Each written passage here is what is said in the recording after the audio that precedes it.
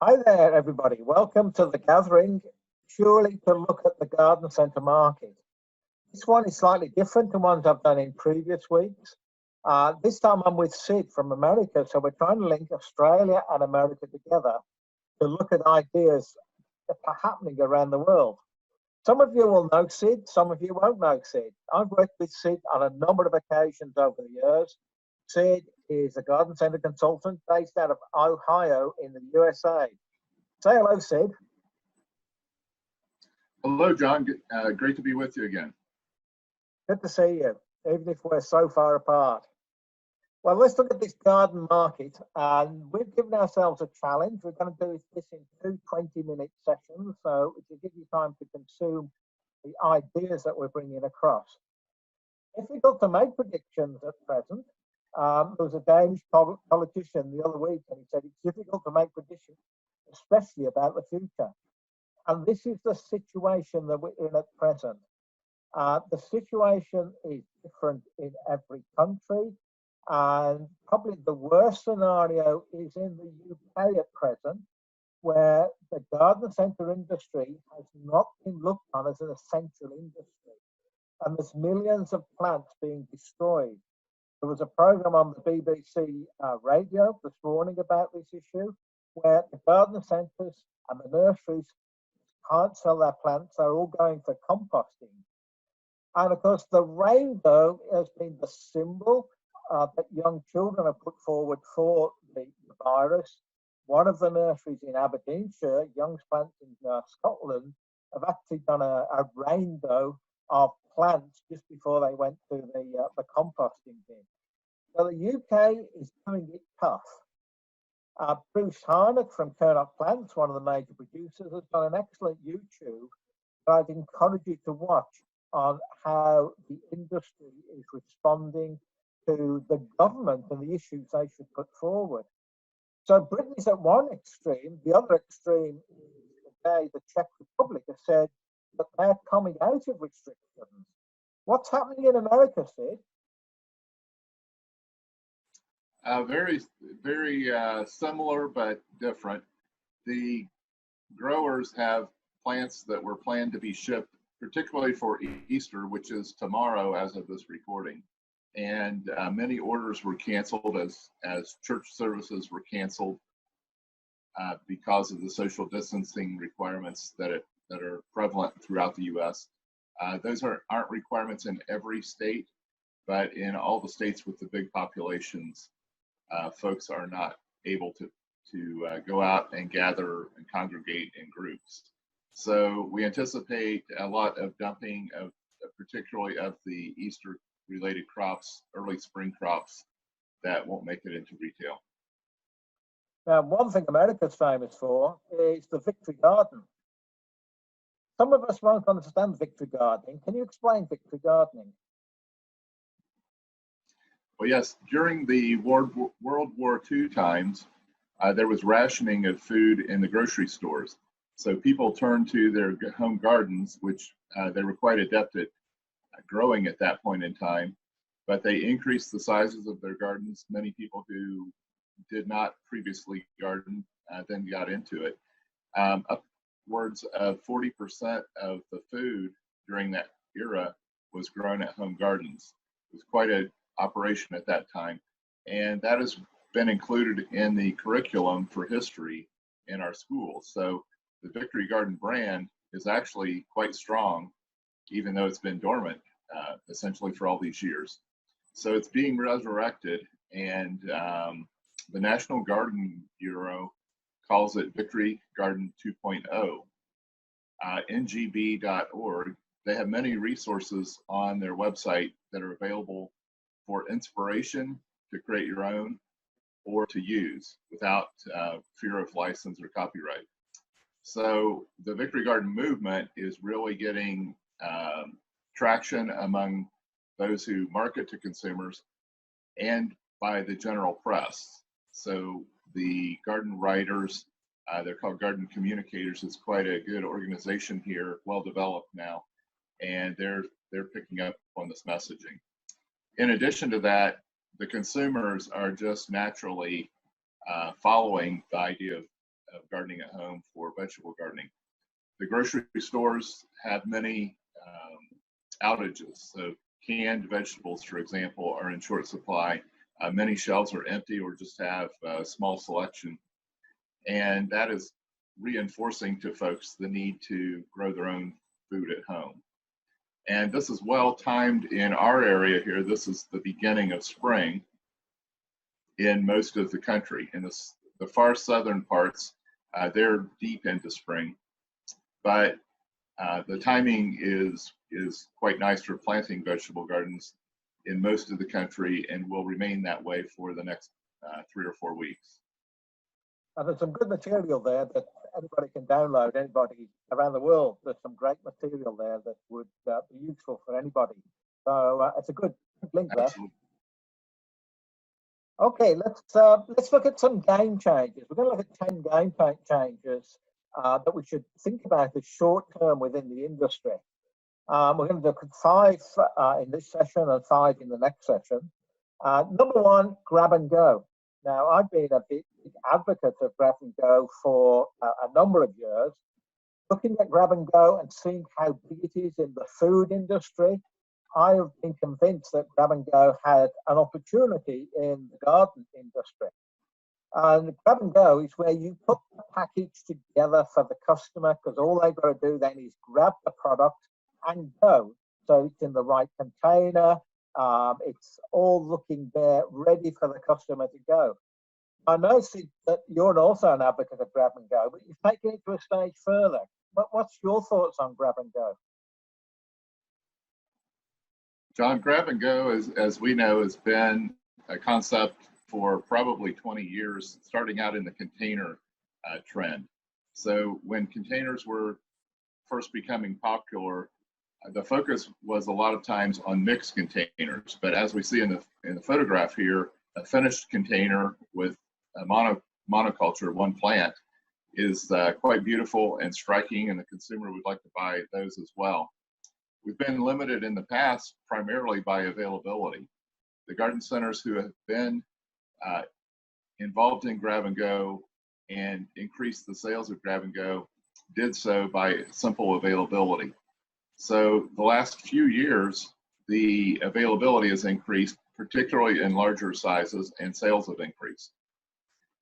There are subscription programs of grab and go that are sold by garden centers, usually in the spring, that will include a early spring container, a peak spring container, possibly one for summer, another for fall, and then another for holiday, and maybe even another for over the winter. Depends on what area of the country they're in the Deep South, it would be a little bit different. So the popularity, though, is quite strong. One disadvantage that garden centers have in the States is that the wholesale trade is slow to adapt to this with the larger price points. So they make those typically in-house using a designer who puts those together from components that they pull off the benches. So keeping up with the demand there has been a bit of a challenge, but when you sell those things, they provide labor dollars to pay for more designers. So this has been becoming a trend. Now it's accelerating again. So what we're seeing is the grab and go is one of the first things to go from the garden center during this time when the consumer comes in. They seem to just be overwhelmed with the joy of seeing plants. They're eager to buy, and they buy those quite readily, as opposed to going through the benches and choosing what they would want to put together on their own. They just grab and go. I was in the city, in fact, yesterday, and dropped into a few garden centres, and I was surprised how stressed consumers were. They didn't want to spend much time in there. They wanted to pick it up and they wanted to take it home quickly. It's very much a grab and go market that I was looking at. Okay, that's number 1 that we need to think about, is that grab and go market. Let's look at number 2, drive-through, no contact pickup. And it's interesting, if you look at the TV and the commercials in this part of the world, in Australia, everybody's promoting the no contact pickup as something that's important. And again, in garden centres yesterday, some people were getting annoyed with the garden centres because they didn't have a drive-through. What's happening in America with the drive-through scenario? With drive-through itself, we're seeing a little bit of that, not too much, but where a store is readily adapted to it, there are a few who have put this together, and they're doing quite well with it, I believe. The peak of the season will tell more, but at this point, it looks encouraging what can be done. The no contact pickup, though, is very widespread, very popular. Nearly all of the IGCs are adapting to this model of doing business, and the consumer are responding to it very readily as well. The bottleneck here seems to be more in taking the orders rather than fulfilling them by getting them to the curb for pickup. It's also referred to here as curbside pickup, so contactless curbside pickup. I look for more growth in this. Folks who are tackling the e-commerce and we're already there or setting up for it in real time here are doing the best with it because it saves them time on taking that order. The telephone orders are murderous. They're very difficult to deal with because it takes some of the best staff to work on the phone to take the order. That makes them unavailable in the store to do other things that they normally would do. So many small companies especially, it's all hands on deck. They're taking orders as rapidly as they can. And some of them are choosing to keep the store closed to foot traffic in order to do that. Although we're seeing a reverse of that start to happen in the last few days where there's a little bit more opening of foot traffic opportunities depending on where they're located and which state has different rules. And we look for this to continue to increase. The garden centers that had a good e-commerce position in the beginning, and they had the website set up for it and all the automation needed there, and they had inventory online and already had customers who were used to that, really are doing well, very, very well. So the others will be catching up. Yeah. As you said, high frustration, very high frustration. We have frustrated consumers, and that creates frustrated garden center people. So right now, frustration is the word. That's what I observed yesterday. Well, let's move on to what do you know about this no contact plant pickup that's being launched in America? Any comments on how that's working? We don't yet know exactly how it's working. It was just recently, says launched March 27. They seem to be moving forward with it quite rapidly. SBI Computer Software is the company behind it. So it seems to be their customers, growers who are using their software are behind this. There's a place there that says your store, and you click that, you can sign up your local garden center or whatever kind of supplier they may be. And then these folks contact them and somehow connect the dots. I'm not sure how they're doing that. Yeah. So this is just one effort that's being made in a broader scale that can help the smaller folks get on board more quickly. And here, Smart Plant Home, they have a version that they're working on too. So they're not working specifically with growers, however, they have in the past. So they have a large assortment of items online, and the consumer can go to the site, pick out what they'd like to buy, and print out or put into a PDF that they can email to the garden center so that it can be prepared for them to pick up. So it does have some great features to it. One of the great features of Smart Plant Home is they've recently integrated with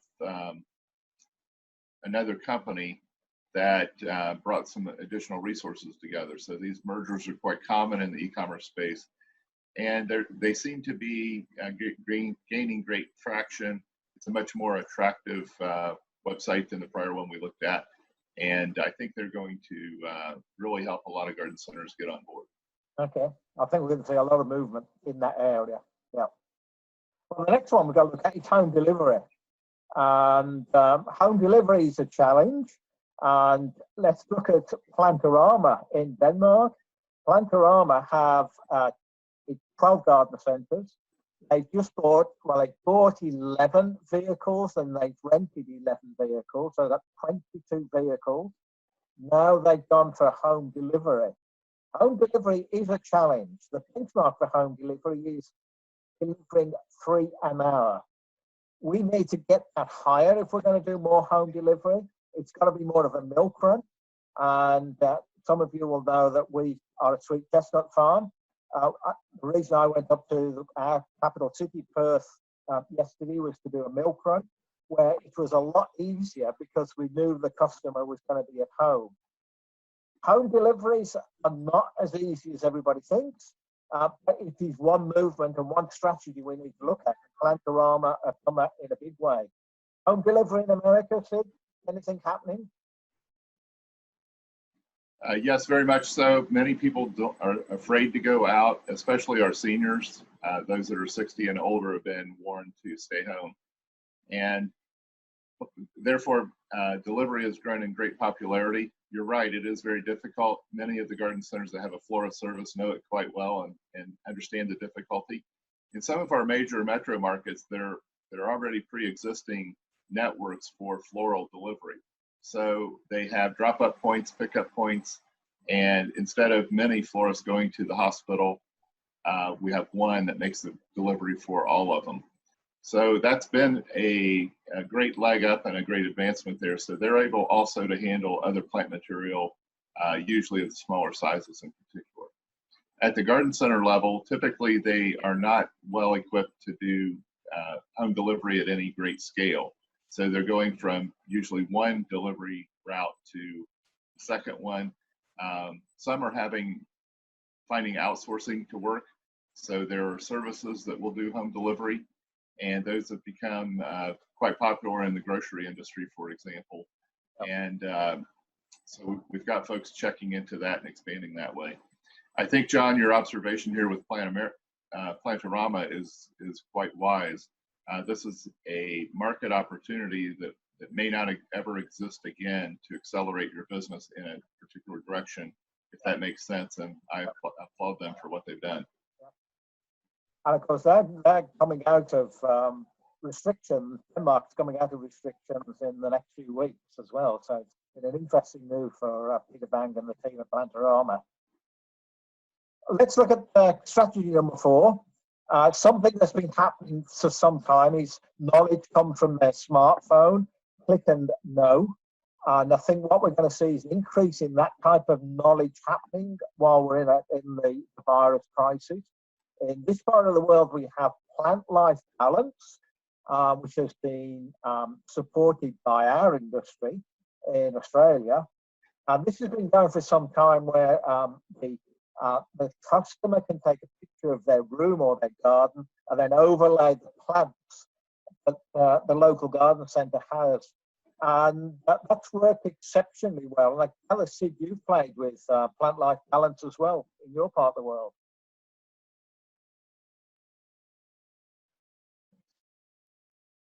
Yes, this is exciting. I have had the Plant Life app on my phone for quite a while. And I think this is really where the market was already kind of trending, and this will accelerate as well. Folks are wanting to build rooms, just like we see in the picture there on the Plant Life Balance slide. So that's what they're really after. We tend to think it by plant. Put plants on benches. Each bench has something different on it, and let the consumer come through and decide what they want. So this basically connects the dots for them and makes it easy for them to identify a look that they want to go with, and they see the items that go with that look. So it makes it not only easy, but inspiring. They get inspired to create the whole room, the whole context. Plant life balance has done exceptionally well in this part of the world, and it's been moving forward rapidly. You just try and get the next slide. And the other one that is in your part of the world is Grow the Future in Consumer Horticulture. It's come through niche. You want to comment on that one? Yes, there, several years ago, an organization formed. It's called the National Initiative for Consumer Horticulture. And the impetus in the beginning was to attract young people into the industry as careers. And they started their focus there. But here just recently, in response to the coronavirus, they have developed materials that they're making available for inspiration or for direct use by the industry to promote our products directly to consumer. So that was one of their longer term objectives, but they have accelerated their focus on that.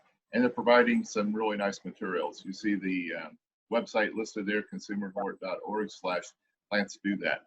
So the hashtag plants-do-that is the thing that they're using going out with that. Yeah, and again, I checked out some good stuff there. The other one that always intrigues me is PlantSnap, and I've been on PlantSnap for some time. And it was interesting that PlantSnap actually sent me an email the other day. Reasons to spend more time with plants was their email. Making you happy, relieve stress, improve mental creativity, connect to nature, great family activity, clean the air, help people recover from illness, make you happy. But there is an app that's there to identify plants for you, but look at the benefits and the added value they're starting to look at now in their packaging. And they're starting to say it's not about the plant anymore. We understand where you're coming from as a consumer, and plants can make you happy and reduce your stress. Are you a PlantSnap fan, Sid? Yes. I love these apps that identify plants, and I use them myself sometimes. So I think they're quite useful for consumers. And it's great to see this benefit-oriented messaging come to the forefront. Relieving stress, I'll focus in on that one right now. That is a tremendous need right now. People need stress relief, and they're turning to the garden, as they always do in times of crisis. They turn to the garden. Yep. There's a phrase that I haven't seen this recently, but recalling from the past, you can bury a lot of troubles digging in the dirt. That's the motto of the day. Well, let's move on to the last strategy for today. And I'm the one that's been promoting make and take workshops in the industry for some time. And of course, that's all changed now. It's a take and make workshop. Workshops at home run by the garden centre, I think, are critically important. So make and take, it was always make it in the garden centre, take it home. Now it's take it from the garden centre and make it at home. We, as chestnut growers, have started doing a little YouTube cooking with chestnuts, which we do every week. And so we're actually saying to our consumers, this is what to do with the product that we sell. And I think we're going to see more and more take and make workshops in the marketplace. And one that I came across has been promoted fairly heavily in the last week is Colonial Gardens, Colonial Kids Club. And an email that came through this afternoon, I think, from the American Association was promoting how successful Colonial Gardens have been with this one. Have you been in touch with them, Rich, Sid? Yes, there are several organizations that have been promoting kids gardening for quite some time, and including trying to get it into the school systems, where it does quite well when it's there. But during this time period here where the schools are closed, and many of them are being announced closed for the remainder of the school year, folks are turning to kids gardening a lot. It seems to be one of the first things that they're doing as spring comes along. So it's led to online sales of kits quite a bit. And as you say, the take and make is the new version of make and take. We're seeing that trend also. I think it's an excellent opportunity for our industry, and will have long-term impact. When we think about it, kids can learn all they need to learn in the garden. They can learn their science. They can learn the math. If we ask them to write about what they're doing, their writing skills pick up. And of course, something that they can do is talk about it, so they get communication skills from it. So I'm very excited about the long-term impact as these children get into gardening now that will stick with them throughout their lives. Yeah. And the other thing to remember is the adults as well. The adults need that make and take workshop. Candide Garden Club is the garden speakers, if you like, of the UK, who started doing YouTube presentations through garden centres, etc. They're into South Africa, they're into America, I'm told now. They should be coming to Australia. So we shouldn't forget the adults either, as far as that is concerned. This is something you brought up. It's more about the place than the plant. Just before we wrap up for this session, you want to comment on this one, Sid? Yes, I'm excited about this. You know, we've done a lot with selling plants, making plants retail ready and pretty, and growing them in the bigger sizes, all the things that we've talked about earlier. But as was mentioned with work-life balance, people want to create spaces. They want to create the whole look and feel of what they're doing, and that's really exciting development and advancement for our industry to carry forward with.